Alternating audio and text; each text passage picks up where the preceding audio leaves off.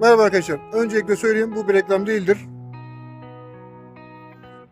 Gözleme ile ilgili de değil. Neyse, kamerayı çevirelim. Şimdi biliyorsunuz motosiklet fuarında Ali abimiz kaskıyla akaryakıt almaya gelenlere %5 indirim benden demişti. Ve Opet'te bununla alakalı bir kampanya başlatmıştı. Kaskınla gel kampanyası. Kaskıyla gelenlere %5 indirim vardı.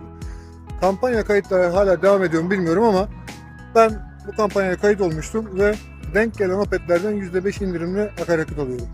Şimdi arkadaşlar, kampanya devam ediyorsa kampanyaya katılmanızı tavsiye ederim. Çünkü biliyorsunuz ceza yiyoruz, bari indirimi kapalım abi. Ya o kadar da hakkımız olsun. Her akaryakıtta da Opet mesaj gönderiyor. Buraya da mesajı koyuyorum. Ne kadarlık indirim almışım, bu kampanya dahilinde ne kadarlık yakıt almışım. Yani tekrar bahsediyorum, bu bir reklam değildir, bilgilendirmedir. Kayıt olmanızda fayda var. Bu arada gözlemeciye de sordum. Abi sadece GS'ler yetmiyor, Honda'cılar gelmedi, battık dedi. Ayıp.